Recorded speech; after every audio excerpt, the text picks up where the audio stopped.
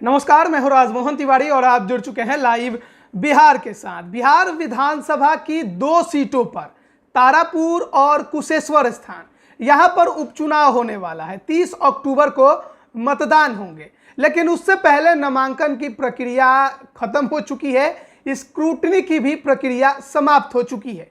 इसके पहले वाले वीडियो में हमने आपको ये बताया था कि तारापुर से कौन कौन उम्मीदवार हैं, उनका बैकग्राउंड क्या है, उनके ऊपर किस प्रकार के आपराधिक मामले हैं, उन्होंने अब तक कितनी संपत्ति बनाई है, उनका एजुकेशनल क्वालिफिकेशन क्या है, यानी तमाम जानकारियां जो एक उम्मीदवार के बारे में जनता को होनी चाहिए वो हमने आप तक पहुंचाई थी। इस वीडियो में हम बात करेंगे कुशेश्वर स्थान की। कुशेश्वर स्थान जो कि दरभंगा जिला में आता है, यहां से पिछले 3 बार से यानी 2010 से लगातार विधायक चुने जा रहे थे शशि भूषण हजारी।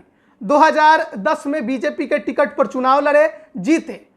2015 में जब महागठबंधन बना, यानी जेडीयू और आरजेडी कांग्रेस साथ थे, तो उन्होंने बीजेपी का दामन छोड़कर जेडीयू का दामन थाम लिया और जेडीयू से वो विधायक बनकर विधानसभा पहुंचे। उसके बाद पिछले साल यानी 2020 में जब चुनाव हुआ तो उस दौरान भी उन्होंने जेडीयू के टिकट पर चुनाव लड़ा और एनडीए के सहयोगी दल के तौर पर वो जेडीयू के साथ इस बार पिछले बार कुशेश्वर स्थान से मैदान में उतरे थे, जीत दर्ज करके एक बार फिर विधानसभा पहुंचे थे। लेकिन पिछले महीने की अगर बात करें तो उनका निधन हो गया, जिस वजह से यहां पर उपचुनाव हो रहा है। यानी जेडीयू के कब्जे की ये सीट है, पिछले 2 बार से ये जेडीयू के कब्जे में रही है और अगर बात करें तो पिछले 3 बार से ये एनडीए के कब्जे में रही है। अब ऐसे में यहां पर जीत दर्ज करना जेडीयू के लिए प्रतिष्ठा का विषय है, क्योंकि लगातार जब से कुशेश्वर स्थान विधानसभा बना है यहां पर उसका लगभग कब्जा रहा है और इसीलिए उसने शशि भूषण हजारी के बेटे अमन हजारी को यहां से उम्मीदवार बनाया है। हालांकि उनके बारे में पूरा विस्तार से बताएंगे, लेकिन उससे पहले एक बार हम आपको बता दें कि यहां से उम्मीदवार कितने हैं।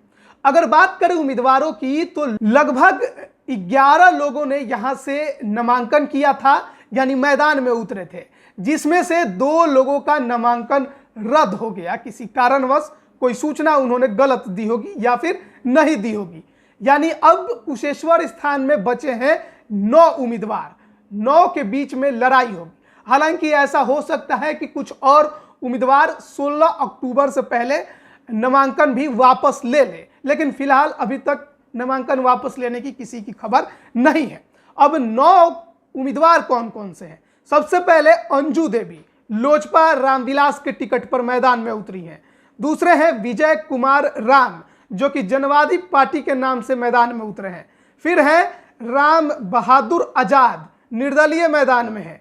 उसके बाद है अतिरेक कुमार जो कि कांग्रेस के टिकट पर मैदान में है। फिर है जीबच कुमार हजारी जो कि निर्दलीय मैदान में है।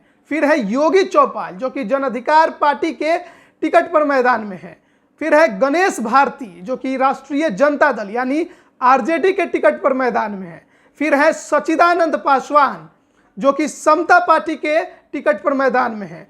फिर है अमन भूषण हजारी जो कि जेडीयू के टिकट पर मैदान में उतरे हैं। 9 उम्मीदवार हैं, लेकिन लड़ाई इस सीट पर भी 4 के बीच है।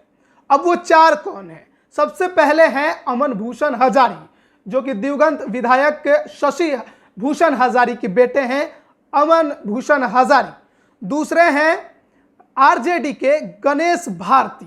तीसरे हैं कांग्रेस के अतिरेक कुमार जो कि अशोक राम जो कि यहां से कई बार विधायक पहले रह चुके हैं इस क्षेत्र से, उनके बेटे हैं। और चौथी हैं अंजू देवी जो कि लोजपा रामविलास जिसके राष्ट्रीय अध्यक्ष चिराग पासवान है, उनके पार्टी से टिकट लेकर मैदान में उतरी हैं। 4 के बीच में लड़ाई मानी जा रही है। अब इन चारों के बारे में भी आपको जानना उतना ही जरूरी है कि आखिरकार इनका बैकग्राउंड क्या है। तो सबसे पहले हम बात करेंगे अंजू देवी की। अंजू देवी इन दोनों ही सीटों पर किसी भी मान्यता प्राप्त पार्टी के द्वारा एक लौती उम्मीदवार, महिला उम्मीदवार है। किसी भी पार्टी ने महिलाओं को टिकट नहीं दिया है इस बार, इन दो विधानसभा सीटों के उपचुनाव में। लेकिन चिराग पासवान ने कुशेश्वर स्थान से अंजू देवी को टिकट देकर मैदान में उतारा है। लोजपा रामविलास के नाम से उन्हें टिकट मिला है। जैसा कि आप जानते होंगे कि लोजपा में विवाद के बाद चुनाव आयोग ने लोजपा को दो नामों में बांट दिया, यानी दो भागों में बांट दिया। एक पशुपति कुमार पारस की लोजपा, जिसको राष्ट्रीय लोजपा के नाम से जाना जा रहा है, और दूसरा है लोजपा रामविलास, जिसके राष्ट्रीय अध्यक्ष चिराग पासवान है। तो चिराग पासवान ने उपचुनाव में अपना उम्मीदवार दोनों सीटों पर उतारा है। तारापुर के बारे में बता चुके हैं, चंदन कुमार वहां से लोजपा रामविलास के उम्मीदवार हैं। यहां से अंजू देवी कुशेश्वर स्थान से हैं। ऐसे में अगर अंजू देवी की पढ़ाई की बात करें कि उन्होंने उच्चतम शिक्षा उन्होंने कौन सी ली है, तो उन्होंने ग्रेजुएशन किया है वीर कुंवर सिंह विश्वविद्यालय आरा से 2005 में। उन्होंने अपने आय का स्रोत अगर बताए तो कुछ नहीं है, गृहिणी है और समाज सेवी है। वहीं पति उनके रेलवे में नौकरी करते हैं। आपराधिक मामले इनके ऊपर नहीं है, जीरो है। संपत्ति की अगर बात करें तो इनके नाम पर चल अचल संपत्ति 40 लाख की है, जबकि इनके पति जो कि रेलवे में नौकरी करते हैं उनके नाम पर चल अचल संपत्ति लगभग 1 करोड़ की है। वहीं अगर बात करें दूसरे प्रत्याशी के बारे में तो कांग्रेस के अतिरेक कुमार दूसरे प्रत्याशी है यहां से जो लड़ाई में है। वो उनके बारे में लगभग आप जानते होंगे, अशोक राम जो कि कई बार विधायक रहे हैं, उनके बेटे हैं। 2020 में भी अशोक राम कांग्रेस के टिकट पर इस बार मैदान में उतरे थे, लेकिन 7000 वोट से लगभग शशि भूषण हजारी से हार गए।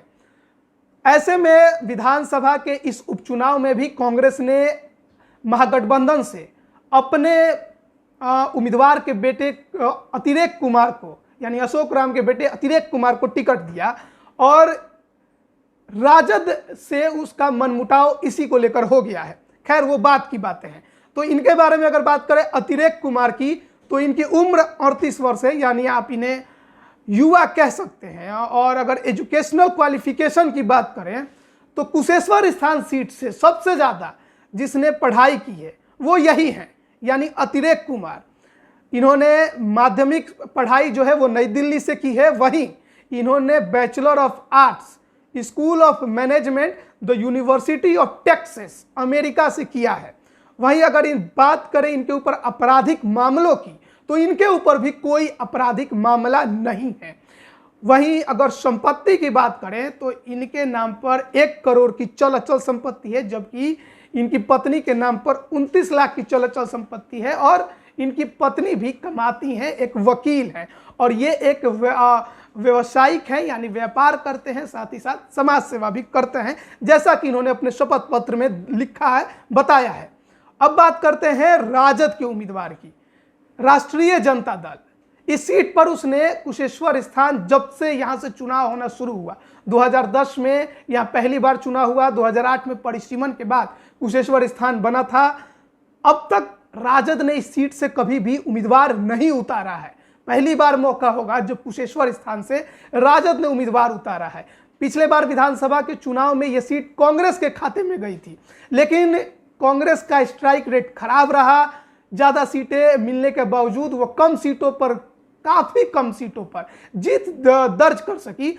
ऐसे में राजद ने इस बार उपचुनाव में कुशेश्वर स्थान से भी अपने उम्मीदवार उतार दिए हैं। उम्मीदवार का नाम है गणेश भारती सदा। इनके जो पिता हैं उनका नाम है राम बहादुर भारती। अगर इनके उम्र की बात करें तो इनका उम्र 44 है। एजुकेशनल क्वालिफिकेशन इन्होंने 10वीं तक पढ़ाई की है। वहीं अगर बात करें आपराधिक मामलों की तो इनके ऊपर भी कोई आपराधिक मामला नहीं है। संपत्ति है, संपत्ति इनके पास अच्छी खासी है। चल अचल संपत्ति 11 करोड़ की, जबकि इनके पत्नी के नाम चल अचल संपत्ति 10 लाख की है। इन्होंने अपने आय का सोर्स कृषि बताया है, तो कृषि से इन्होंने इतनी बड़ी संपत्ति अर्जित की है। वहीं अगर बात करें जनता दल यूनाइटेड की, तो जनता दल यूनाइटेड का ये सीट है। पिछले 2 बार से लगातार 2015 में और 2020 में उसके उम्मीदवार शशि भूषण हजारी जीतकर विधानसभा इस सीट से पहुंचे थे, लेकिन उनका निधन हो गया, जिस वजह से जेडीयू ने यहां से उनके बेटे अमन भूषण हजारी को उम्मीदवार बनाया है। अमन भूषण हजारी, जिनका उम्र अब 26 है, जैसा कि इन्होंने शपथ पत्र में बताया है। इनका अगर एजुकेशनल क्वालिफिकेशन देखें तो महज 10वीं तक की पढ़ाई इन्होंने भी की है। श्री कुशेश्वर स्थान उच्च विद्यालय से इन्होंने पढ़ाई की। 2015 में इन्होंने अपना 10वीं पास किया। वहीं अगर आपराधिक मामलों की बात करें तो जो इन्होंने जानकारी दी है अपने शपथ पत्र में, उसके अनुसार इनके ऊपर भी कोई आपराधिक मामला नहीं दर्ज है। संपत्ति की बात करें तो इनके नाम पर लगभग 90 लाख की चल अचल संपत्ति है, जबकि इनकी पत्नी के नाम पर 10 लाख की चल अचल संपत्ति है। आय का सोर्स इन्होंने कृषि ही बताया है। तो ये प्रमुख उम्मीदवारों के बारे में जानकारी थी जो हम आप तक पहुंचा रहे थे। माना जा रहा है कि ये लोग लड़ाई में हैं। हालांकि बहुत लोग जो पॉलिटिकल पंडित हैं उनका कहना है कि सीट पर भी लड़ाई आरजेडी और जेडीयू में ही होगी, लेकिन जो क्योंकि अशोक राम का अपना एक यहाँ पर कैडर वोट है, बहुत बार विधायक हैं, बड़े नेता इस क्षेत्र के माने जाते हैं, तो उनको भी इग्नोर नहीं किया जा सकता है। उनका भी एक अच्छा जनाधार यहाँ पर है। वहीं अगर बात करें चिराग पासवान की, तो चिराग पासवान के पिता स्वर्गीय रामविलास पासवान का ननिहाल है कुशेश्वर स्थान, और यहाँ पर पासवान समुदाय का अच्छा खासा संख्या भी है, तो चिराग पासवान को भी इस सीट पर इग्नोर नहीं किया जा सकता। वहीं अगर बात करें लोजपा की, तो लोजपा पिछले 3 चुनावों से यहाँ पर उसने अपना उम्मीदवार उतारा है। पिछले 2 चुनाव 2010 और 15 की बात करें तो वो दूसरे नंबर पर रही, लेकिन पिछली बार यानी 2020 में भी चिराग पासवान ने अकेले दम पर यहाँ पर उम्मीदवार उतारा था। पूनम देवी यहाँ से उम्मीदवार बनी थी और अकेले दम पर भी चिराग यहाँ पर तीसरे नंबर पर रहे थे, यानी उनके उम्मीदवार तीसरे नंबर पर रहे थी। लगभग 13,000 वोट उन्हें मिला था, यानी यहाँ पर चिराग पासवान का भी वोट बैंक है। अब मामला बड़ा दिलचस्प है, यहाँ की लड़ाई बहुत दिलचस्प है कि आखिरकार कौन किसका वोट काटेगा, कौन किसको फायदा पहुंचाएगा, कौन जीतेगा। चिराग पासवान के समुदाय को लेकर यह कहा जा रहा है कि चिराग पासवान एनडीए का वोट जैसा कि 2020 में उन्होंने काटा, इस बार भी काटेंगे, लेकिन कितना काटेंगे ये देखने वाली बात होगी। राजद के प्रत्याशी गणेश भारती के बारे में आपको बता दें कि अमन भूषण हजारी जो कि जेडीयू के टिकट पर यहां चुनाव लड़ रहे हैं, उनको 2016 के पंचायत चुनाव में वो हरा चुके हैं, और शायद यही बड़ा कारण रहा कि गणेश भारती को राजद ने यहां से उम्मीदवार भी बनाया है।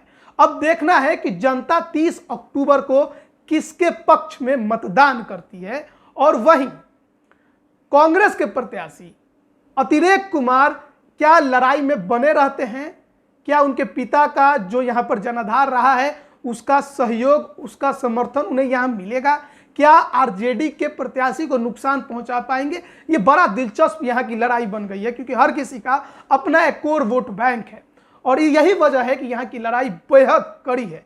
कुशेश्वर स्थान के बारे में आपको बता दें कि पिछड़े विधानसभा क्षेत्र में आप इसे गिन सकते हैं। बड़ा ही वहां पर विकास को लेकर लोगों में निराशा है, वहां विकास बहुत कम लोगों को देखने को मिलता है, वहां पर विकास नाम के बहुत कम चीजें आपको दिखाई देंगी।